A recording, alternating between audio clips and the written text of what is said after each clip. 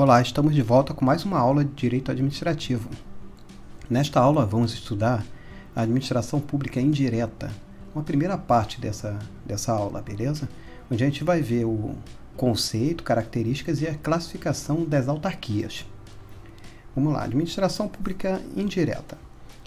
Bem, a administração pública indireta, gente, é aquela em que as atividades da administração pública são distribuídas por entidades administrativas com personalidade jurídica própria. De acordo com o artigo 37, inciso 19 da Constituição Federal, temos previsto a descentralização da administração pública com o seguinte teor: somente por lei específica poderá ser criada a autarquia e autorizada a instituição de empresa pública, de sociedade de economia mista e de fundação, cabendo a lei complementar, neste último caso, definir as áreas de sua atuação. Eis então, gente, aqui a administração descentralizada do Estado, que é composta por autarquias, sociedade de economia mista, empresas públicas e fundações públicas. Nessa aula, iremos nos ater apenas ao conceito e características das autarquias, beleza? Então vamos olhar as autarquias, começando pelo seu conceito. A palavra autarquia, ela é composta por duas expressões: autos, que significa próprio, e arquia, que significa direção. Isso, gente, significa uma entidade que é comandada por si só, que tem a sua própria administração. Lá no Decreto-Lei 200 de 1967, no seu artigo 5º, inciso 1º, temos uma definição de autarquia bem explicada. Vamos dar uma lidinha aqui, ó. Autarquia: o serviço autônomo criado por lei, com personalidade jurídica, patrimônio e receita próprios, para executar atividades típicas da administração pública que requeiram para seu melhor funcionamento gestão administrativa e financeira descentralizada. Bem, essa definição legal é suficiente para a compreensão sobre o que é autarquia. Entretanto, faltou aqui manifestar a natureza de sua personalidade, ou seja, que é uma pessoa jurídica de direito público. Assim, o que nós podemos aferir é que as autarquias desempenham atividades exclusivas do Estado, estando aqui garantida a sua legitimidade por causa da sua personalidade jurídica de direito público. Vamos ver agora as características das autarquias. De acordo com a doutrina dominante, as autarquias elas desenvolvem atividades típicas da administração.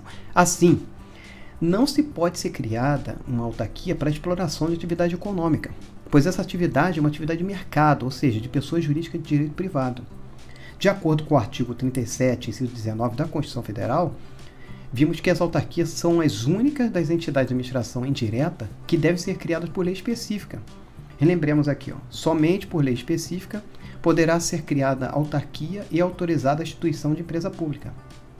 Ora, se para que se crie uma autarquia, obviamente que sua extinção, gente, deve ser por meio também de lei específica, porque aqui está presente o princípio da simetria ou do paralelismo das formas, gente, que significa que a revogação ou modificação de atos administrativos, eles devem ser concretizados pela mesma forma que foi criado o ato. Um ponto controverso que a gente vai apontar aqui é a possibilidade de criação de uma autarquia por medida provisória. Será que é possível, né? Bem, para o STF, de acordo com a DIN 4029 do Amazonas, em tese, não tem vedação para a criação de autarquia por meio de medida provisória. No caso dessa ADI, gente, o Supremo ele apreciou o pedido de declaração de constitucionalidade de uma medida provisória que criou o Instituto Chico Mendes, modulando os efeitos da decisão para possibilitar que o Congresso Nacional edite uma nova lei que garanta a continuidade da autarquia num prazo de até 2 anos. Resumindo, gente, a inconstitucionalidade ocorreu em razão da medida provisória do governo ter sido arguída por não ter sido submetida a um controle prévio de constitucionalidade pela Comissão Mista dos Deputados e Senadores, conforme há uma previsão constitucional. Como as autarquias possuem um regime jurídico de direito público, a justiça competente para julgar as causas ordinárias dessas autarquias, gente, é a Justiça Federal, conforme previsão também constitucional do artigo 109, inciso 1º da Constituição.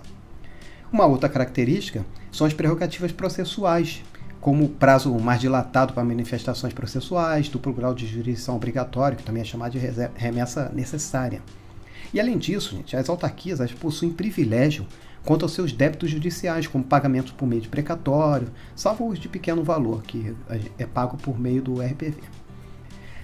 Há também, gente, imunidade de impostos sobre patrimônio, renda e serviços, conforme o artigo 150, parágrafo 2º da Constituição. Não sendo tais isenções, gente, de forma total, porque esses impostos eles devem estar ligados às atividades essenciais das autarquias. Resumindo aqui isso que a gente falou, nós temos o seguinte: quanto à imunidade tributária recíproca, as autarquias não precisam pagar impostos sobre patrimônio, rendas e serviços essenciais às suas atividades, como, por exemplo, IPTU para um município. Os bens públicos dela não estão sujeitos a uso capião, porque bens públicos não estão sujeitos mesmo. As dívidas passivas, ou seja, os créditos em favor de terceiros, eles prescrevem em 5 anos. As dívidas ativas, ou seja, os créditos em favor do Estado, têm procedimento especial previsto em lei. Os bens públicos eles são impenhoráveis. Os prazos processuais são diferenciados.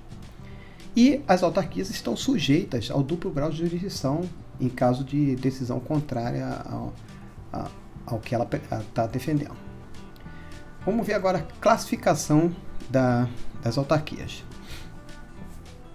A doutrina possui diversas classificações, mas vamos nos ater aqui só às principais, beleza? Então, vamos lá. A doutrina predominante, ela tem classificado em 2 grandes vertentes, né?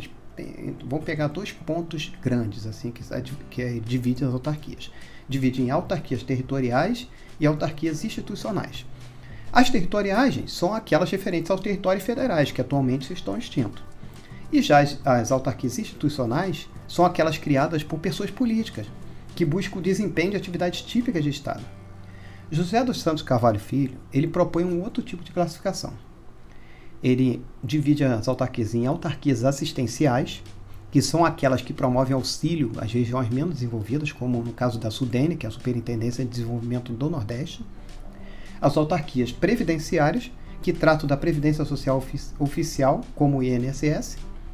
As autarquias culturais, que cuidam da educação e do ensino, que temos como exemplo a UFRJ, Universidade Federal do Rio de Janeiro.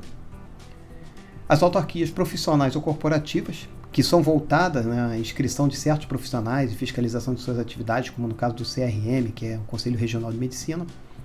Bem, temos aqui que os conselhos federais também são chamados de autarquias sui generis, porque eles devem adotar um regime estatutário dos servidores públicos, conforme já o entendimento pacificado do STJ.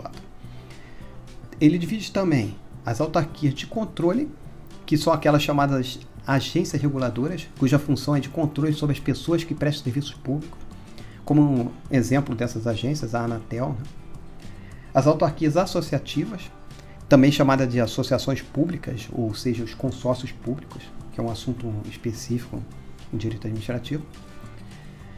As autarquias administrativas, por último aqui, que são compostas por entidades destinadas, gente, a várias atividades administrativas, que podemos citar como exemplo o Inmetro e o Bacen, o Banco Central. Um outro ponto importante quanto aqui ao caso da OAB, gente, que de acordo com a ADIM 3026 do Distrito Federal, que o STF julgou, ela passou a ser considerada como uma situação especial em relação às outras autarquias. Vamos ler aqui a decisão do STF. A Ordem é um serviço público independente, categoria ímpar no elenco das personalidades jurídicas existentes no direito brasileiro. A OAB não está incluída na categoria na qual se insere essas que têm referido como autarquias especiais, para pretender-se afirmar equivocada independência das hoje chamadas agências. Por não consubstanciar uma entidade de administração indireta, a OAB não está sujeita ao controle da administração, nem a qualquer das suas partes está vinculada. Por último, gente, podemos citar aqui e não deixar de fora, não podemos confundir as autarquias corporativas, né, com o Sistema S. Ou seja, o Sistema S são os serviços sociais autônomos, como o SEBRAE e o SENAI. Então, gente, a gente chega ao final dessa aula aqui de Direito Administrativo. A gente viu a primeira parte da Administração Pública Direta, em que falamos sobre autarquias. Na próxima aula estudaremos a Administração Pública Indireta, a parte 2, beleza? Então, vamos dar uma pausa e até a próxima aula.